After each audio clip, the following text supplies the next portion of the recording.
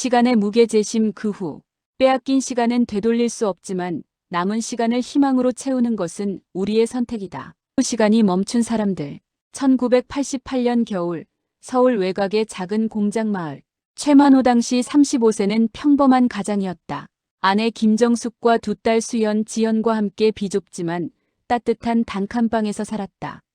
만호는 매일 새벽 5시에 일어나 공장으로 향했고 정숙은 식당 설거지와 청소 일을 병행하며 두 딸을 키웠다. 그해 12월 23일 부유층 주택가에서 살인사건이 발생했다.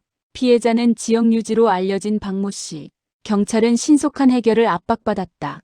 크리스마스 전에 범인을 잡아야 한다는 상부의 지시가 떨어졌다. 만호는 사건 당일 야근을 하고 있었다. 하지만 그에게는 치명적인 약점이 있었다. 가난했고 학력이 낮았으며 무엇보다 변호사를 선임할 돈이 없었다. 12월 27일 새벽 만호는 집에서 끌려갔다. 정숙이 울부짖으며 매달렸지만 소용없었다. 그날 이후 최만호라는 이름은 살인범이 되었고 그의 가족은 살인범의 가족이 되었다. 무너진 일상, 견딘 사람들. 강압의 기록 1988년 12월 27일 취조실. 만호는 72시간 동안 잠을 자지 못했다. 형광등이 24시간 켜진 취조실에서 수사관 3명이 교대로 그를 몰아붙였다. 자백하면 집에 보내준다. 내 딸들이 학교에서 얼마나 괴롭힘 당하는지 아나? 아내가 일자리를 잃었어. 내가 인정하면 끝나는 일이야. 만호는 계속 부인했다. 하지만 나흘째 되던 날 수사관은 7살 수연이의 사진을 꺼내 보였다. 이 아이가 내 것이 맞나? 확인 좀 해봐. 요즘 학교 앞이 위험하다더라. 그것은 협박이었다. 노골적이고 잔인한. 만호는 그날 밤 허위 자백서에 도장을 찍었다. 가족을 지키기 위해 자신을 버렸다. 1989년 2월 1심 선고. 국선 변호인은 변론다운 변론을 하지 않았다. 증거는 조작되었고 알리바이 증인은 협박받아 번복했다. 재판부는 무기징역을 선고했다. 만호가 법정을 나서며 뒤돌아봤을 때 정숙은 두 딸의 손을 꽉 잡고 서 있었다. 그녀의 눈에는 눈물이 아니라 결의가 서려 있었다. 여보, 나는 안 포기해요. 절대로. 이 살인범의 가족. 1989년 봄 정숙의 전쟁. 정숙이 일하던 식당 주인이 조심스럽게 말을 꺼냈다. 정숙 씨, 미안한데 손님들이 불편해하신대요. 다른 일자리 알아봐 주시면 안 될까요? 해고였다. 이유는 명확했다. 살인범의 아내라서. 정숙은 공장, 식당, 청소 일을 전전했다. 하지만 어디를 가도 결과는 같았다. 사람들은 그녀를 동정의 눈으로 보거나 혐오의 시선으로 외면했다. 수연이와 지연이는 학교에서 살인마 딸이라고 불렸다. 수연이는 초등학교 3학년이 되던 해 더 이상 학교에 가지 않겠다고 울먹였다. 엄마, 나 죽고 싶어요. 그날 밤 정숙은 두 딸을 안고 밤새 울었다. 그리고 다음 날 아침 그녀는 법원 앞에 섰다. 손으로 쓴 탄원서 100장을 들고 우리 남편은 억울합니다. 제발 다시 조사해 주세요. 사람들은 그녀를 미친 여자라고 수군거렸다. 하지만 정숙은 멈추지 않았다. 매주 화요일과 금요일 어김없이 법원 앞에 섰다. 3년, 5년, 10년. 시간이 잃어버린 것들. 교도소의 만호. 1995년 복역 7년차. 만호는 더 이상 편지를 읽지 않았다. 정숙이 보낸 편지는 개봉하지 않은 채 상자에 쌓여갔다. 200통, 300통, 500통. 그는 가족이 자신을 잊어주기를 바랐다. 아내가 재혼하고 딸들이 다른 아빠를 만나 평범하게 살기를 원했다. 어느 날 같은 수감자가 물었다. 형님은 왜 가족 면회를 안 받아요? 부인이 매달 오신다면서요? 만호는 대답하지 않았다. 대신 벽을 바라보며 혼잣말처럼 중얼거렸다. 내가 죽은 걸로 치면 그 사람들은 슬퍼하다가도 언젠가 웃을 수 있잖아. 근데 내가 살아있으면 계속 고통받잖아. 2001년 복역 13년 차. 만호는 교도소 도서관에서 법률책을 읽기 시작했다. 처음에는 글자조차 제대로 이해하지 못했다. 하지만 그는 매일 한 페이지씩 읽었다. 왜? 그도 몰랐다. 어쩌면 포기하지 않는 아내에게 미안해서였을지도. 2008년 복역 20년 차 만호는 PTSD 외상 후 스트레스 장애로 심리치료를 받기 시작했다.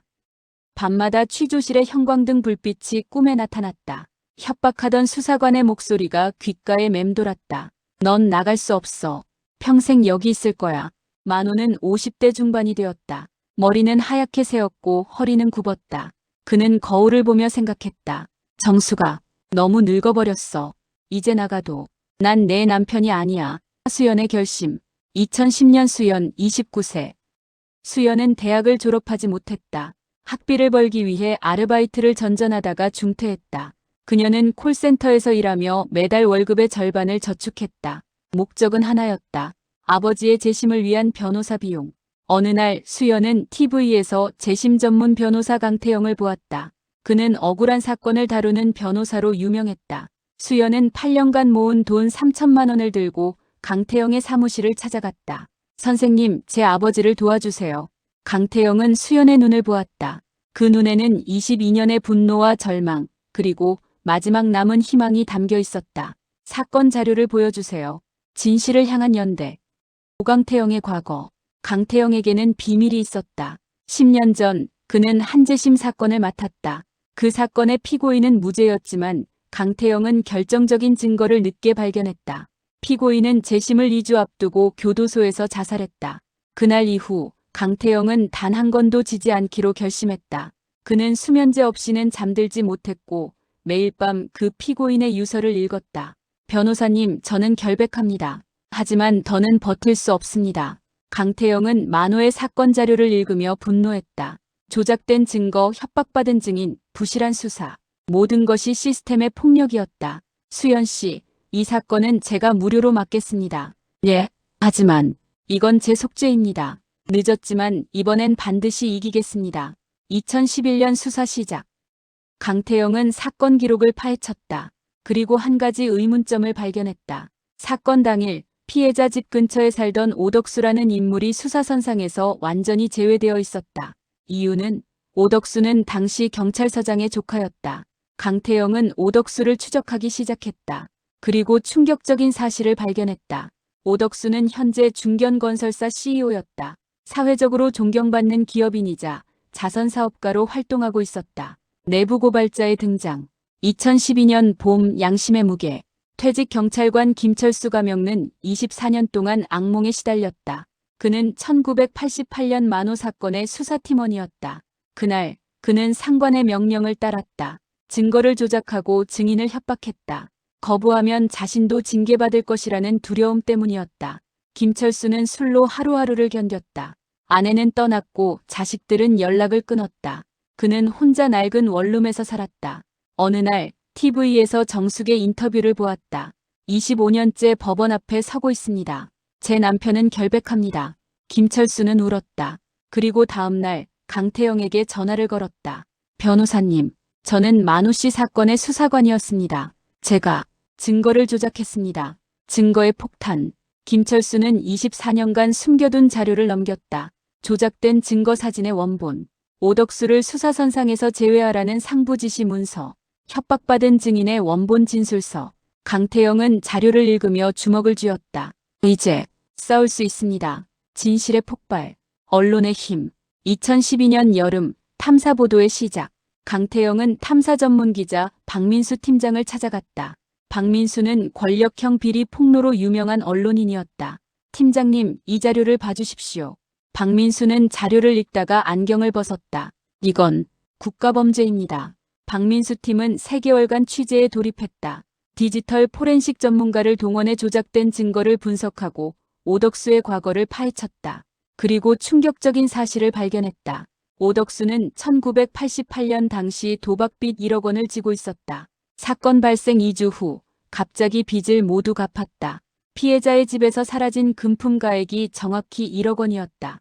2012년 9월 15일 특종보도. 전국의 뉴스가 이 사건을 보도했다. 25년 억울한 옥살이.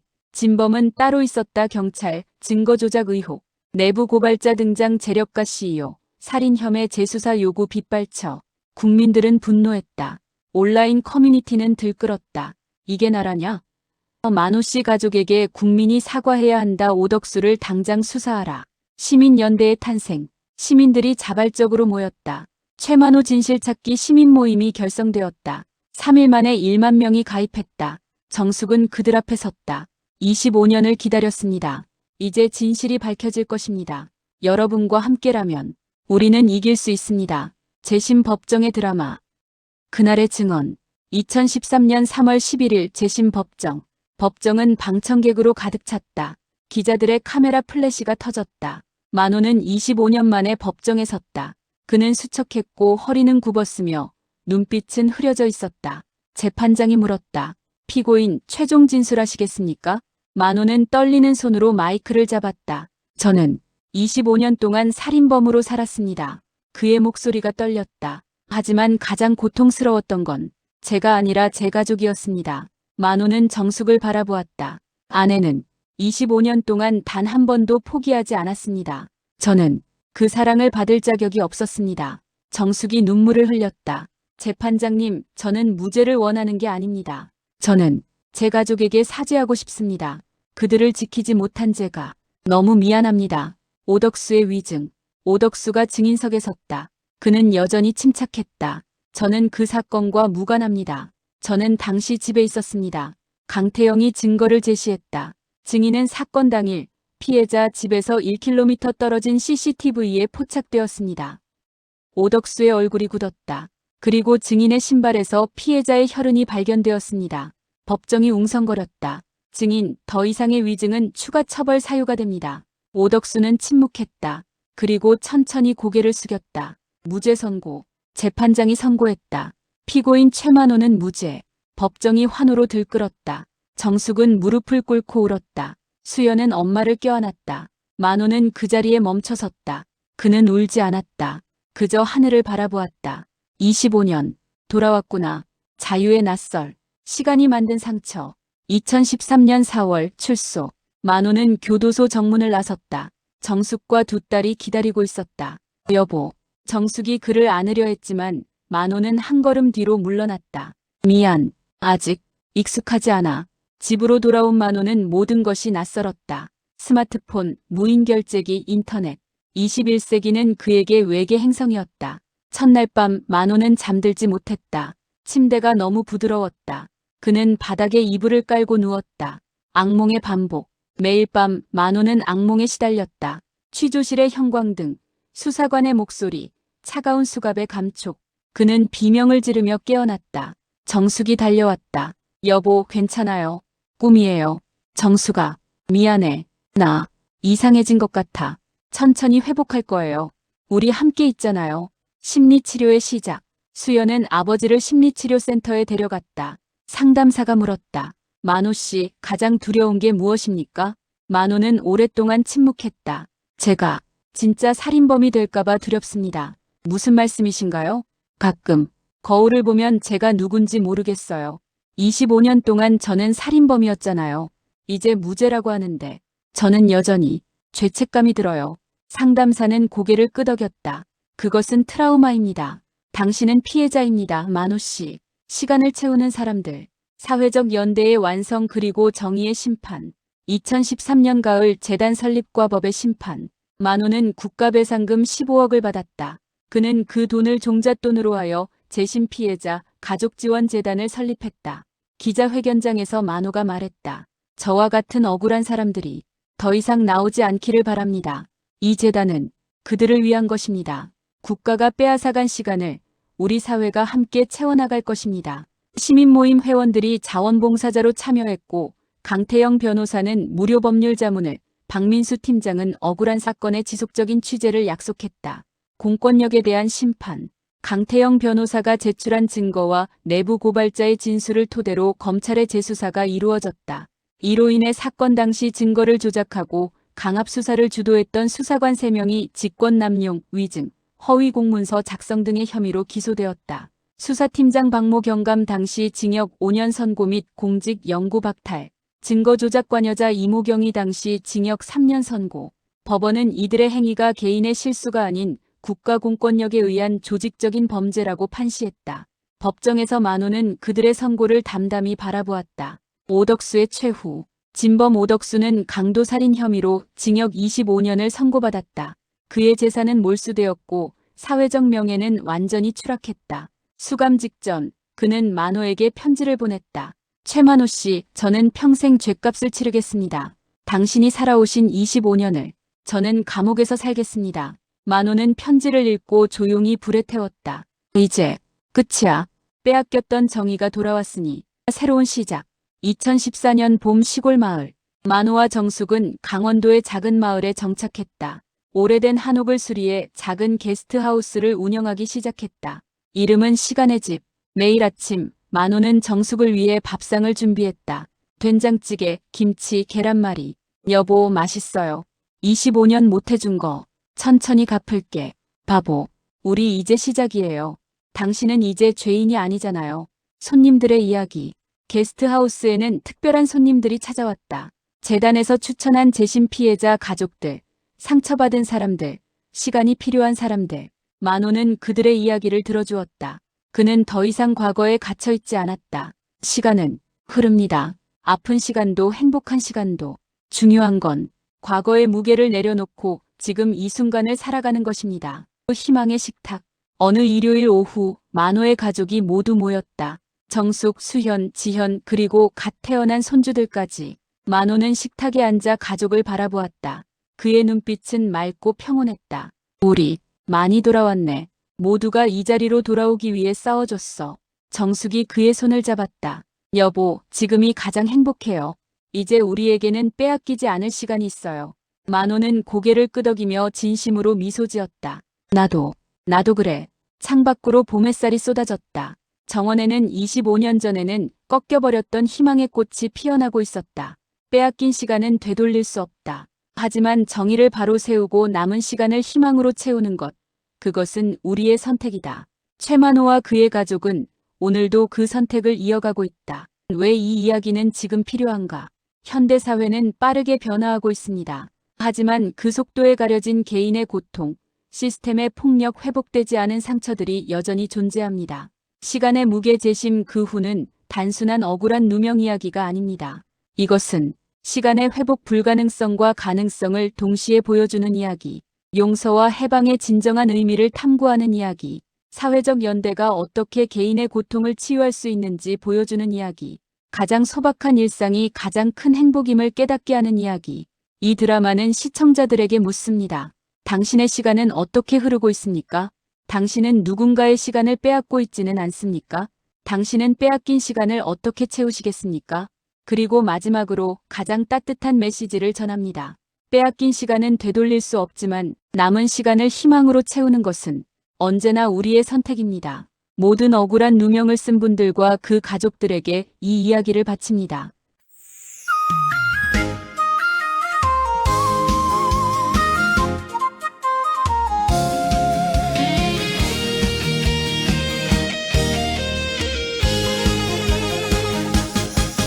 내 청춘 25해 기다린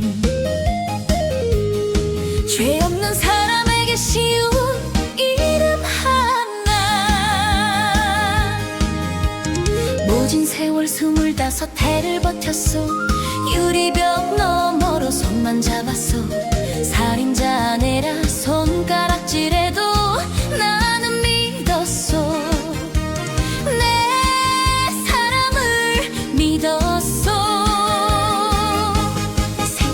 생계 팔아 적신 탄원서 1000번 만번을 써도 모자라 거대한 병폐 홀로 서서 내 사랑 하나만 외쳤어 내 청춘 25해 만 50의 사랑아 세월은 빼앗겨도 사랑은 남았네 우리의 남은 날은 꽃길만 걸을 거요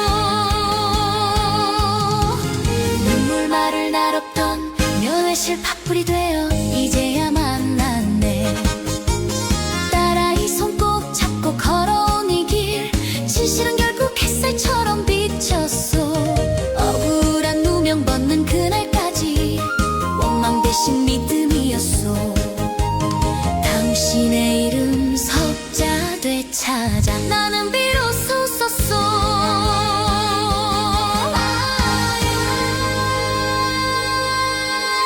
청춘 25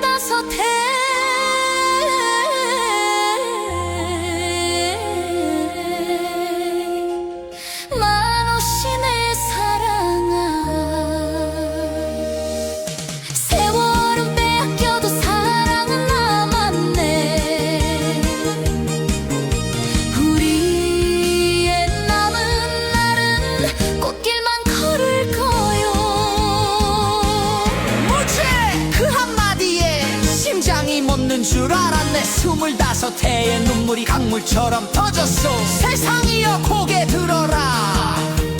내 남편은 죄가 없다.